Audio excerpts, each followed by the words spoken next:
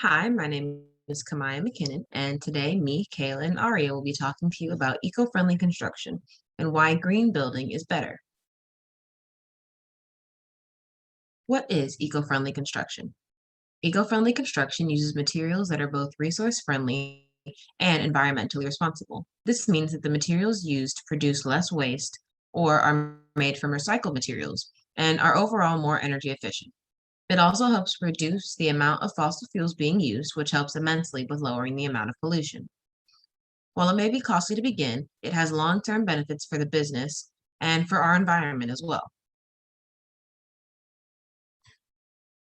Green construction is the practice of erecting buildings and using processes that are environmentally responsible and resource efficient. Green buildings limit their environmental impact by conserving as much energy and water as possible and are constructed of recycled or renewable materials in order to achieve maximum resource efficiency. And here's a video.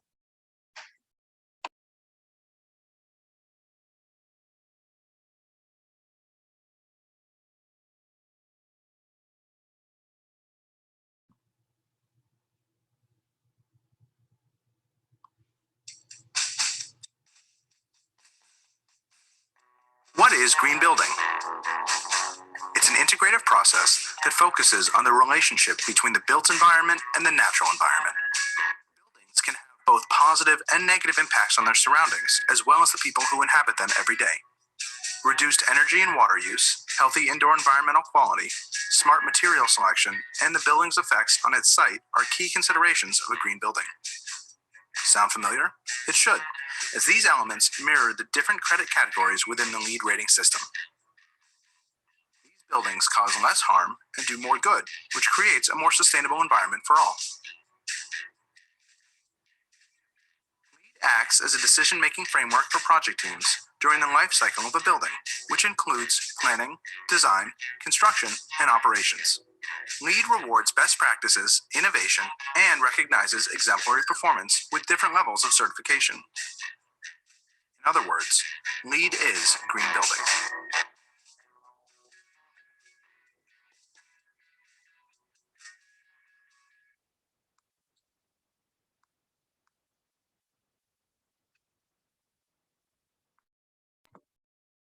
Where did the idea for green construction come from?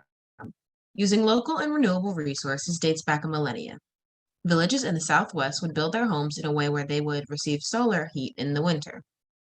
When oil prices began to rise in the 1970s, research began on how to improve energy efficiency and find renewable energy sources, thus beginning the modern need for it. This rise in prices, along with the environmental movements of the 60s and 70s, led to the early experimentation with what we call green building.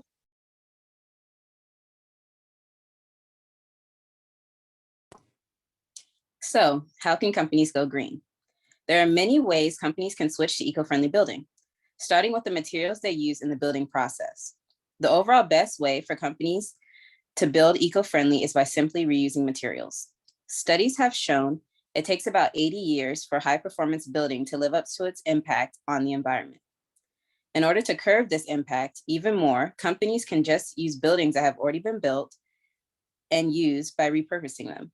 If that isn't possible, companies could also just reuse recycled materials or spaces and make them fit their needs without using completely new materials.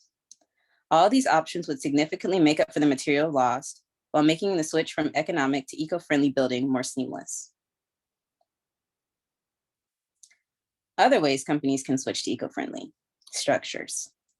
If the option of reusing spaces and materials is not plausible, then companies can do many things to make as little negative impact as possible. One way is being very cautious about where they source their materials. A more eco-friendly way of getting materials is by sourcing them regionally, or even better, locally. Not only would that allow for money to be put back into their communities, but would also cut down emissions released during transportation, which accounts for about a third of their carbon footprint during the building process. Okay, so other ways companies can switch to eco-friendly structures. A few more ways companies can switch to being eco-friendly. Operating using renewable energy sources such as solar, hydropower, geothermal, or wind. Using a synthetic roof instead of asphalt for underlayment. Synthetic roof is made from polymer, which is recycled material. This switch also eliminates VOCs from the underlayment and is likely to last a lot longer than asphalt. Incorporating green roofs.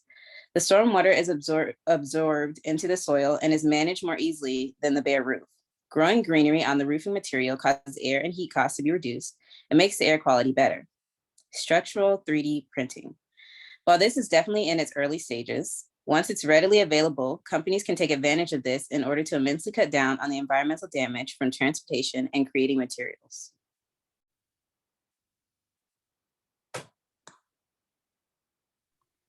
Careers.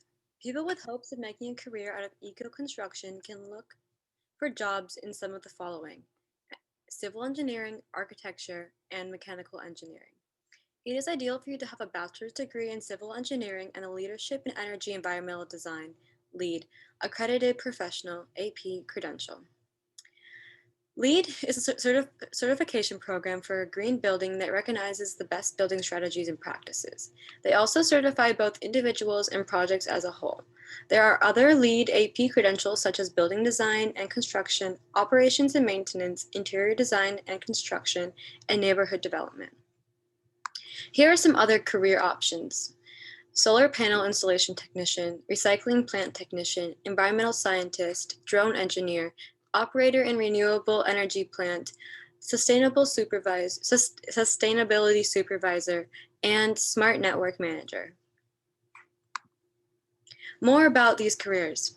Architects need to complete the requirements for either a bachelor's in architecture, frequently a 5-year program, or a master's of architecture degree.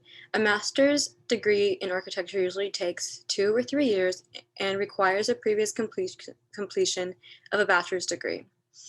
A license is a requirement for all architects working in the United States. Becoming a licensed architect usually requires earning a professional degree from an accredited school, completing a 3-year internship, and passing a national exam.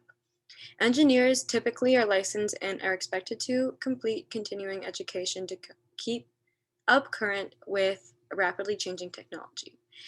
Entry-level engineers may be hired as interns or junior team members and work under those senior engineers under supervision. As they gain more experience and knowledge, they are assigned to more difficult tasks and are given greater independence. The benefits of going green. Copious amounts of research has gone into the differences between economic building and green building. There are many benefits to going green, and here's a list of just a few.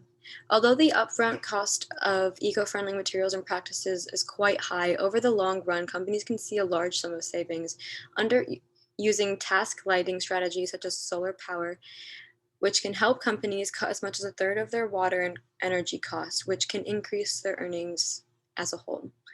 Incorporating renewable resources also raises energy efficiency, which is not only great for the building, but also is the best way to have less impact on the environment. A lot of these benefits circle back to efficiency, and water use is no different. Using rainwater or other alternative resources reduces the waste caused from installing plumbing fixtures and in turn reduces the strain on shared water resources. There are many benefits to eco-friendly building. And here are our citations from the presentation. Thank you.